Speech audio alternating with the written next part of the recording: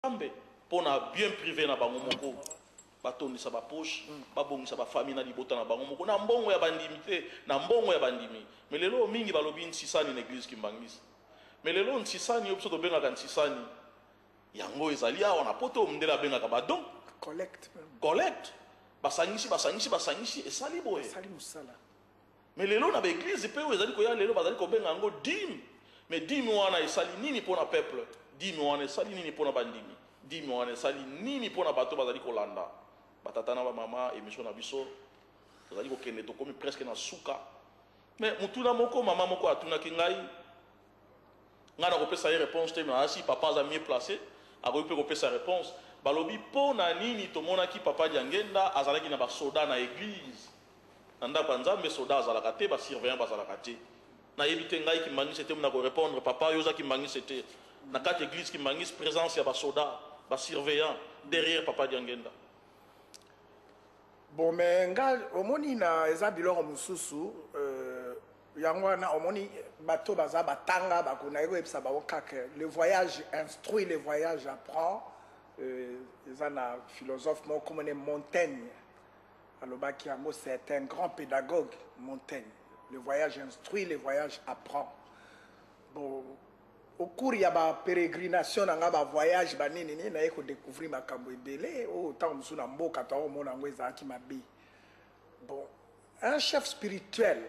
aza mutu lokola ngai na yo nzambe apesi likabo apesi ye puissance mo aza na mapamboli mais aza mutu lokola yo bakoki pe koya ba poignarder parce que so kamata Yesu o azali mwana nzambe bomona ki dans tel contexte Yesu akufaki oui ba tubiye makonga Yesu ba bomiye ba Jésus pouvait tout faire je me répète ndenge na utaki koloba mais nyoso tu eza plan ya nzambi elingo loba te que parce que oza chef spirituel mutu na Trump ya na lolenge ya Diangenda ozanga sécurité sécurité eza normal tala pape na Rome aza na ba garde suisse. Donc ce qui azali mutu te pape batiraki basasi Jean-Paul II. Ben oui mais ce que je qui est place à ma ce que je qui est place à ma ya kufa ezatende pas za pape yango na kufa kite non. Bon tango Diangenda aza chef spirituel aza ko kamba lingomba munene il faut pas en sécurité na ye. Ben oui batamite mama bébé bakoki ko oui batamite mama be bazali wana bakoki ko piéger ye sika mutavanda katoza nous sommes des humains. Moutazali toujours na côté positif na négatif tango batu baza ko yana o pe aza ko jalouser ya azali o pe aza bazali ko comploter pour ba bomaye bazali mais alors mutu soki atteindre niveau moko dimension moko spirituelle ou bien na katia na bokonzi mutu soki akomi na niveau moko très élevé azalaka na droit d'être protégé ezala garde moko protection moko rapprochée ou bien protection éloignée. Donc les gens ont mabété. Non. Pour nous protéger mokonzi parce qu'un chef spirituel a dirigé confession mokezaya 20 millions de chrétiens. Mutuana soka kepa yebi batuboni obayina kai. Akoyina pour rien parce que la jalousie est le moko ezali injection à Satan. Akati ya motema na moto muso akoyina yo pour rien lokumu na yo e inisi yo ye ayini yo ako comploter abomi yo donc na ibsa no ke mutu nyonso tu soka atteindre dimension moko boya komi mokonzi azana droit ya kozala protéger. Voilà merci à solo bolandi réponse à papa nga utikolo ya ngwana to kolobela ya mundele to lobakate bato mwindo to lamuka ya solo to komi presque na suka émission na biso papa Mangobo to komi na suka conseil ya suko ko pesa na peuple congolais bazali ko landa biso na émission na peuple africain na mutu mwindo nyonso azali na monde dilo bana ya suka loko naza ko pesa na contexte tozo ba makambo Simo Kimbangu na papa Diangenda mutu mwindo to fungola miso tolongwa na aliénation otoza ko vivre aliénation ezali molili moko ezali ko zipa biso ko kanisa ki kaka mundelende mutu azali aponami po azala likolo na biso non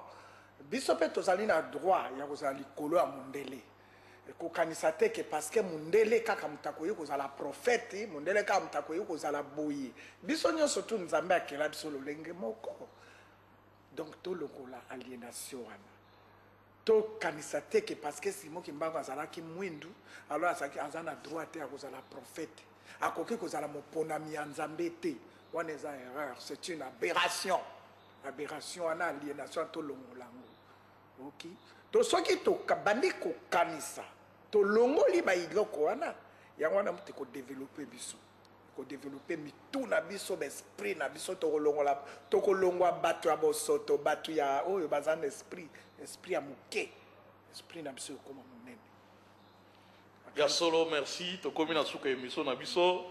tolingaka bino mingi ya solo émission na biso ezalaka kaka mpona kofongola moto mwindo makanisi mpona kolongola mwa buzoba oyo mindele balakisaki biso ya solo mindele se bake na bango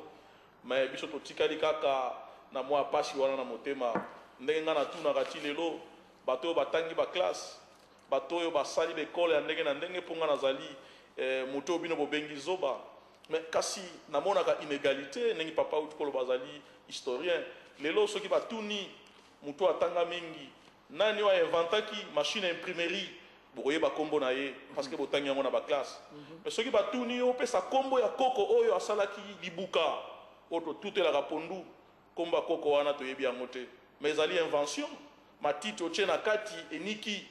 ezali lokola machine zwa lokola pondu oyo baniki na libuka na pondu oyo baniki na moulinex gu nango ekozala ndenge moko te pondu oyo baniki na libuka ekozala gu ya malamu me koko oyo asalaki libuka toyebi kombo na ye te mpo na bozoba na biso bato mwindo ya solo nga nalingaka bino mingi me tozali koluka bato mwindo tozongisa bokoko na biso toluka mpe bamakambo ya biso papa nayebi te historien lokola yo moto asalaki libuka oyebi kombo na ye eza pasi imprimerie Gutenberg moto asalaki voilà historien ayebi moto asalaki imprimerie Gutenberg mais libuka papa soki ezalaki koko panya mono soki koko mantanga merci mingi papa donc biso topesi yo moi tokokutana na mikolo ya na komba tata mwana mpe molimo